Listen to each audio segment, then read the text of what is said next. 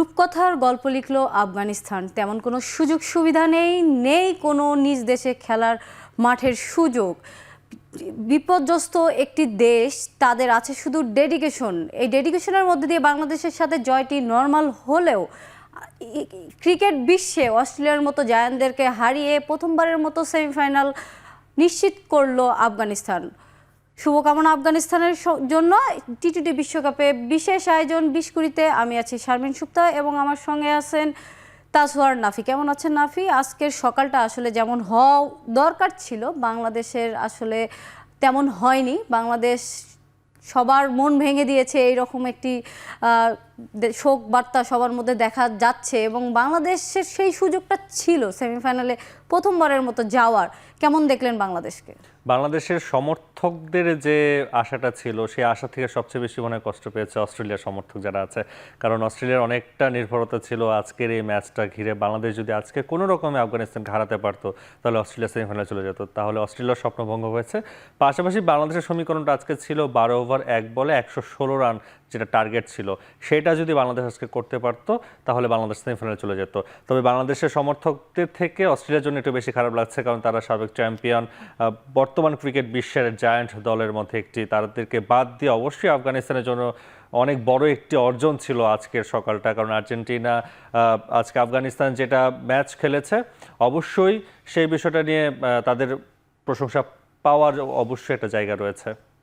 যেটা বলছিলাম, আসলে নিজ যোগ্যতায় কিন্তু দুটি ম্যাচ জিতে তারা গ্রুপ পর্বে কিন্তু তারা প্রথমবারের মতো সেমিফাইনাল খেলছে এবং এই যে প্রথমবারের মতো যে তাদের সেমিফাইনাল খেলা এবং তাদের যে আমরা দেখেছি তারা অর্থনৈতিকভাবে পিছিয়ে পড়া একটি দেশ এবং তাদের দলের তেমন কোনো বেতন নেই, ভাতা নেই, এগুলো নিয়ে অনেক ধরনের কথা হয়েছে এবং তাদের কিন্তু খেলা নিয়ে কখনো প্রশ্ন ওঠেনি এবং তারা কিন্তু ডে বাই ডে অনেক ভালো ক্রিকেট খেলছে।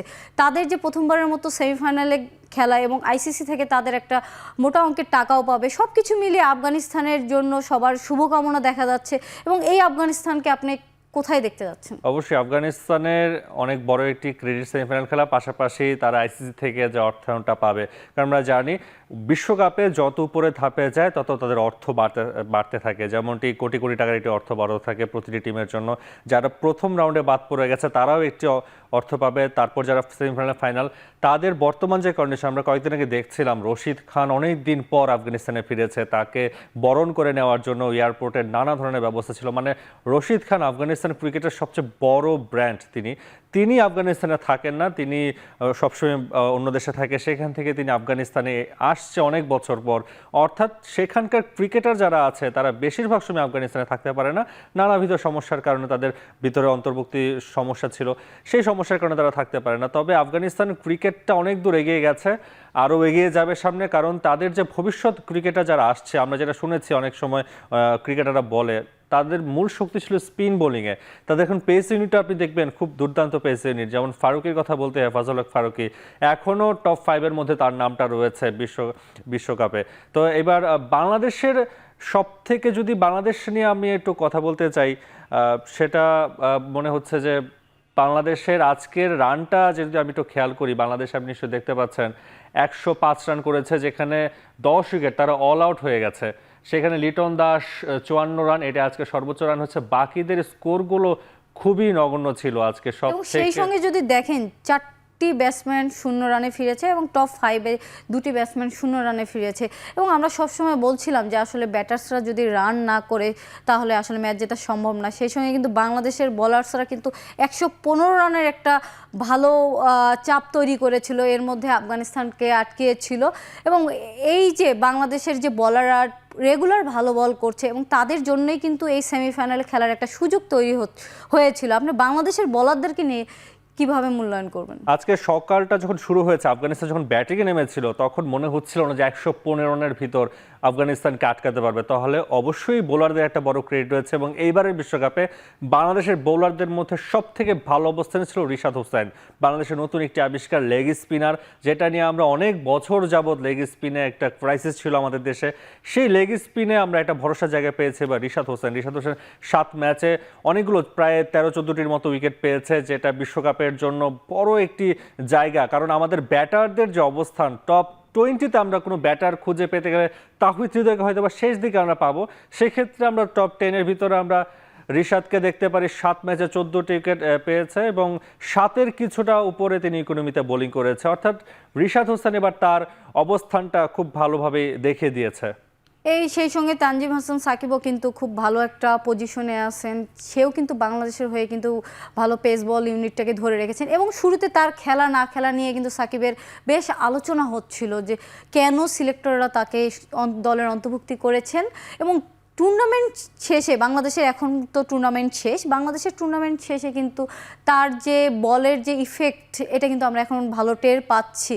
যে সাকিবকে নিয়ে যদি বলতেন যে আসলে সাকিব কতটা গুরুত্বপূর্ণ রোল বাংলাদেশের পক্ষে প্লে করেছে। অবশ্যই সাকিব এবার বিশ্বকাপের সেরা আমাদের বলতে হবে যে ফাইন্ডিংস, কারণ বিশ্বকাপ শুরুর আগে যখন স্কোয়াড ঘোষণা করে তখন সাকিব, তানজিম সাকিব এবং সাইফুদ্দিন এই জায়গাটাতে খুব একটা প্রশ্ন ছিল, বিশেষ করে সাংবাদিকরা যখন সেখানে গিয়েছে দল ঘোষণার সময়, সেই তানজিম সাকিবকে নিয়ে বেশ একটা সমালোচনা তৈরি হয়েছে, কেন তাকে দলে নেওয়া হয়েছে, কেন সাইফুদ্দিনকে নেওয়া হয়েছে না, এবং সাইফুদ্দিন এই করে জিম্বাবুয়ের বিপক্ষে খেলেছে, তানজিম সাকিব এই খেলেছে, মানে নানা ধরনের সমীকরণ সামনে এসেছিল। তবে এই বিশ্বকাপের পরে দেখা যাচ্ছে তানজিম সাকিব অটোমেটিক চয়েস অনেকটা হয়ে গেছে, কারণ বিশ্বকাপ খেলা যখন চলবে তানজিম সাকিবকে বা অন্যান্য সিরিজেও তানজিম সাকিবকে একাদশে রেখেই চিন্তা করতে হবে। কারণ আমরা যদি দেখি 7 ম্যাচে বেশ ভালো একটি উইকেট পেয়েছে, সেই 10-11টি উইকেট পেয়েছে, অবশ্যই তানজিম সাকিবের বেশ, এবং সবচেয়ে বড় বিষয় হচ্ছে তানজিম সাকিবের ইকোনমি, সে যে ইকোনমিতে বোলিং করেছে নিশ্চয়ই প্রশংসা করতেই হবে।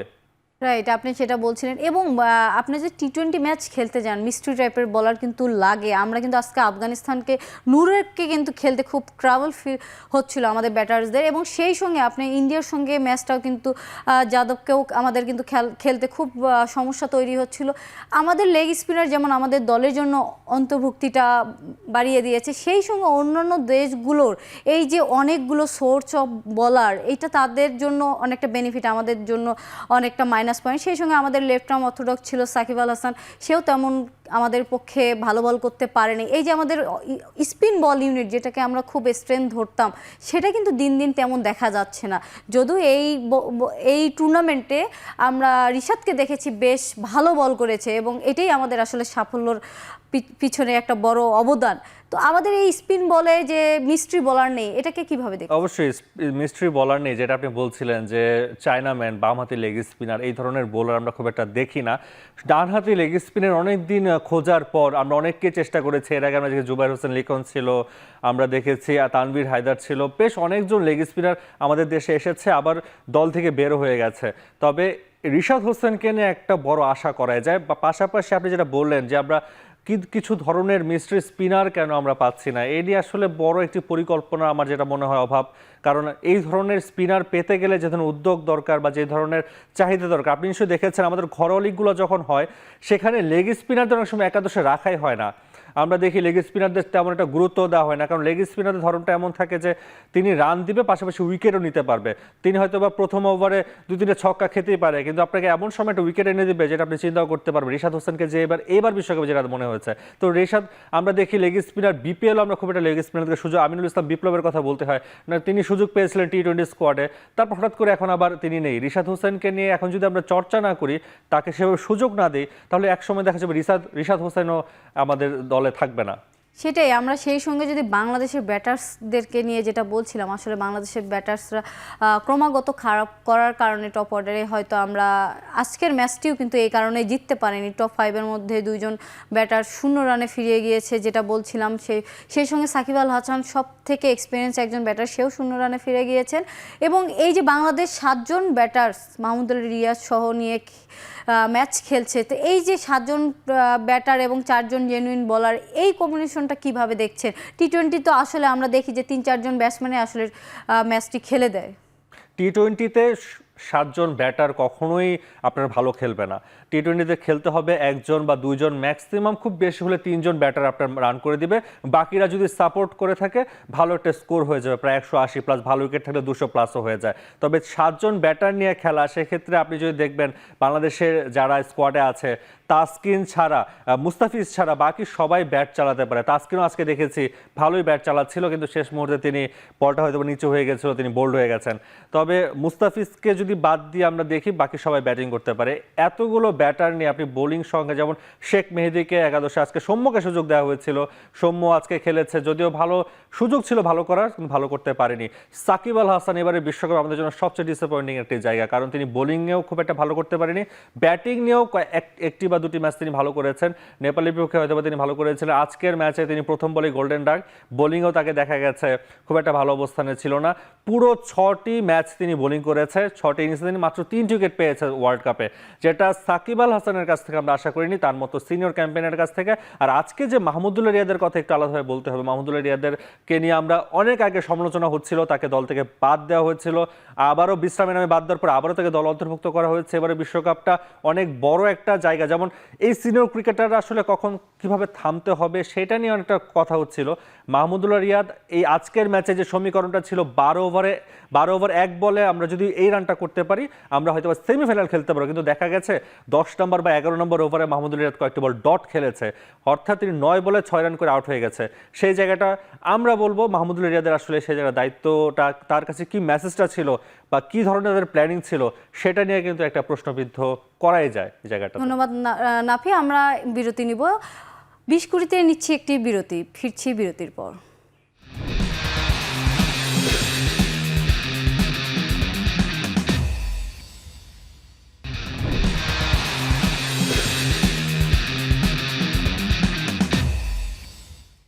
ফিরে এলাম বিরতির পর, আপনারা দেখছিলেন 20-20। নাফি, আমরা কথা বলছিলাম বাংলাদেশকে নিয়ে, সেই সঙ্গে আজকের যে আফগানিস্তান তারা যে সেমিফাইনাল কনফার্ম করলো, এর পিছনে কিন্তু আফগান ব্যাটারদের কিন্তু অনেক বড় অবদান আছে, এবং আফগানের 2 জন ব্যাটার কিন্তু তারা শুরু থেকে, টুর্নামেন্টের শুরু থেকে কিন্তু টপ 5-এ তারা আছে। তো তাদের এই যে ব্যাটার্সদেরকে নিয়ে আপনি কিভাবে বলবেন, যেখানে অন্যান্য দেশের ব্যাটার্সরা ফেলিওর হচ্ছে, সেখানে আফগানিস্তানের গুরবাজ বা জাদরান তারা কিন্তু তাদের জায়গাটাকে শক্তভাবে রেখে দিয়েছে। এবারের বিশ্বকাপটা ব্যাটারদের জন্য খুব একটা বড় চ্যালেঞ্জিং, কারণ আমরা যেটা দেখেছি যে উইকেটে খেলা হচ্ছে, আজকের উইকেটটাও খুব একটা ব্যাটারদের জন্য সুবিধা ছিল না। তবে আফগানদের 2 জন ব্যাটার, টপ অর্ডারের ওপেনার 2 জন ব্যাটারকে নিয়ে আপনাকে বলতে হবে, তারা এবারের বিশ্বকাপে আমার মনে হয় সব থেকে সেরা ওপেনার। আপনি যদি দেখেন রহমানুল্লাহ গুরবাজ, তিনি এই বিশ্বকাপে এখন পর্যন্ত টপ স্কোরার, 7 ম্যাচে 281 রান করেছে, 40-এর উপরে গড়, স্ট্রাইক রেট 126, সেরা 80। ট্রাভিস হেড রয়েছে 2তে, তবে ইব্রাহিম জাদরান এতদিন 2তে ছিল, অর্থাৎ প্রথম টপ 2-র মধ্যে আফগানিস্তানের 2 ওপেনার, ইব্রাহিম জাদরান 7 ম্যাচে 229, বাকি একজন নিকোলাস পুরান, এন্ড্রেস গাউস, তিনি যুক্তরাষ্ট্রের।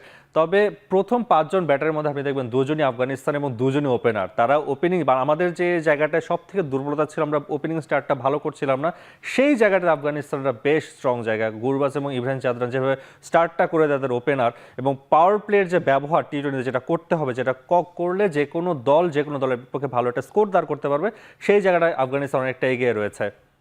এবং আপনি সেই সঙ্গে যদি দেখেন যে আমরা বলছিলাম যে আফগানিস্তানের ব্যাটাররা কিন্তু, আমরা বেস্ট ব্যাটাররা কিন্তু টপ অর্ডারে ব্যাটিং করছে, এবং বাংলাদেশের ব্যাটারদের নিয়ে যদি আমি বলি যে টপ 6-এর মধ্যে আমাদের ব্যাটারদের 6 নম্বরে যাচ্ছে আমাদের তাহিদ হৃদয় কিন্তু বাংলাদেশের হয়ে সর্বোচ্চ রান করেছে, এবং সে 6 নম্বরে যাচ্ছে। আজকে যেখানে আমাদের 12 ওভার 1 বলে আমাদের রানটি সংগ্রহ করার দরকার ছিল, সেখানে তার 6 নম্বর পজিশনটি নিয়ে আপনি কি বলবেন? আজকে যখন খেলা দেখছিলাম আমরা, যখন শান্ত যখন নাম্বার 3-তে আসলো, শান্তর আউটটা নিয়ে একটু বলতে চাই, কারণ তাকে যখন যে ফিল্ডটা সেট আপ করা হয়েছিল শান্তর জন্য, অফসাইডের সব সার্কেলের ভিতরে ছিল, তখন পাওয়ার প্লে চলছিল, 2 জন প্লেয়ার সার্কেলের বাইরে থাকতে পারবে, সেই জায়গাটায় শান্ত মিড উইকেটে একটি প্লেয়ার বাইরে ছিল, তার হাতে এই ক্যাচটা দিয়ে আউট হয়ে গেছে। তাই তার ওই সময় তার জন্য এখানে ফিল্ডার সেট আপ করা হয়েছে, অফ সাইডে তার পুরোটা তাকে ভিতরে রাখা হয়েছে, মানে তিনি উপরে খেললে তিনি বাউন্ডারি পেতে পারতো।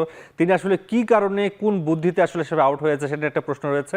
আর তাহিদ হৃদয়কে আজকে নাম্বার 6-এ ব্যাটিং করা হয়েছে। আমরা যখন দেখছিলাম প্রথম উইকেটটা যাওয়ার আগে তাহিদ হৃদয় প্যাড হেলমেট পরে তিনি বসে আছে, তবে যেটা ক্যাপ্টেনও যেটা বললো যে নাজমুল হোসেন শান্ত, এখন আমরা রাইট হ্যান্ড লেফট হ্যান্ড এরকম চিন্তা করে ব্যাটিং অর্ডারটা সেট আপ করি, বোলার দেখি বোলার রাইট হ্যান্ড না লেফট হ্যান্ড, সেটা আমরা অনেক আগের ক্রিকেটে আমরা এমনটা দেখতাম। তবে বর্তমানে আধুনিক ক্রিকেটে বা স্মার্ট ক্রিকেটে যদি এখনও সেই চিন্তাধারা থাকে যে বোলার যদি অফ স্পিন বল করে, রাইট আর্ম অফ স্পিনার আমি লেফট হ্যান্ড ব্যাটার নামাবো না, বোলার যদি লেগ স্পিনার থাকে আমি রাইট হ্যান্ড ব্যাটার নামাবো না, সেই চিন্তাধারা থেকে আমরা এখনো বের হতে পারিনি। এর জন্য হয়তো বা তাহিদ হৃদয়কে একটু, যেহেতু রশিদ খান বোলিং করছিল, এদিক দিয়ে আবার আবার নূর আহমেদ আছে, পরবর্তী সময় নূর আহমেদ ছিল, এই চিন্তা করেই কিনা আমরা তবে দেখেছি আমার বেস্ট ব্যাটারটা তো হচ্ছে সর্বোচ্চ বল খেলতে পারলো না, এটা একটা নেগেটিভ সাইড। এবং সেই সঙ্গে আমরা যদি বোলিং সাইডটা দেখি, আফগানিস্তানের বোলাররাও কিন্তু টপ 5-এ বোলিং সাইডটাও কিন্তু তারা নিজেদের জায়গা করে নিয়েছে। ফজলুল হক ফারুকী কিন্তু দেখেন যে এখনো টপে রয়েছে, এখনো টপে আছে। সেই সঙ্গে কিন্তু রশিদ খান তাদের আফগান বোলার, সে টপে রয়েছে। এই যে টপ তাদের দুই নাবিনুল হক আছে, 3 জন টপ 10 এর মধ্যে 3 জনই আফগানিস্তানের। এবং সেই সঙ্গে বাংলাদেশের পাওয়ার মধ্যে কিন্তু দুজন বোলার আছে।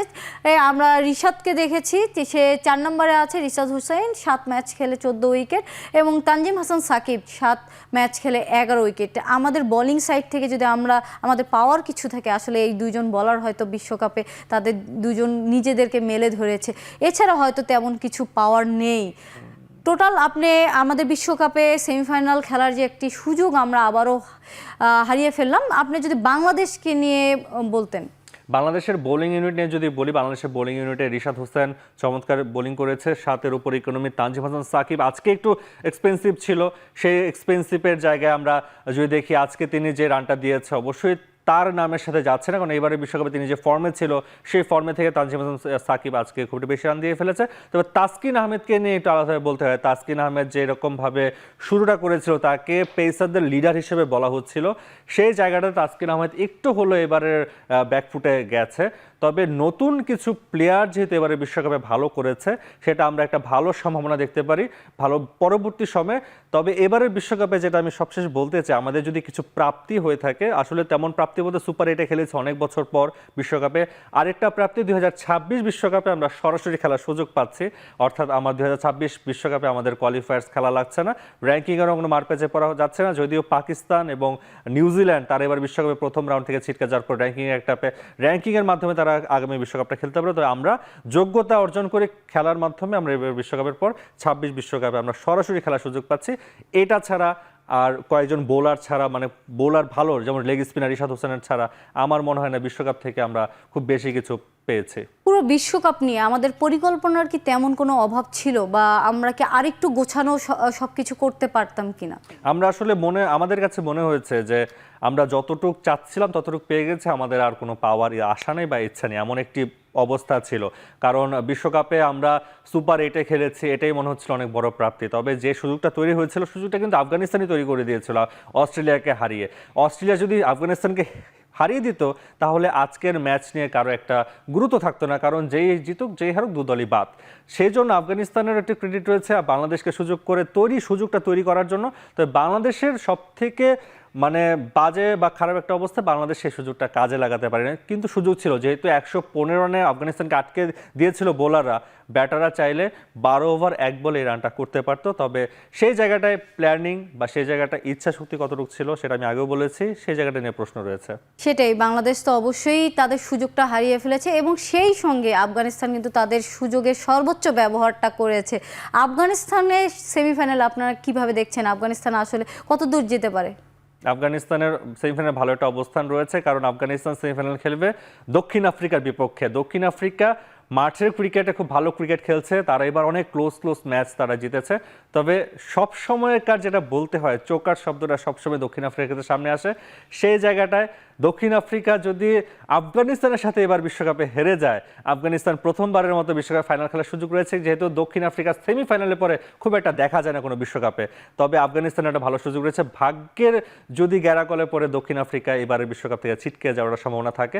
আর দক্ষিণ আফ্রিকার জন্য বড় একটা সুযোগ প্রথমবারের মতো টি-20 বিশ্বকাপের ফাইনাল খেলার। ধন্যবাদ নাফি। শেষ করতে হচ্ছে আমাদের, বিশ্বকাপে বাংলাদেশ খারাপ খেললেও আবার সম্ভাবনা জাগিয়ে হয়তো 2026 বিশ্বকাপে তারা খেলবে এবং ভালো কিছু করবে, এটাই সবার আশা থাকবে। এবং সেই সাথে আফগান ক্রিকেটারদের জন্য শুভকামনা। শেষ করছি 20 কুড়িতে।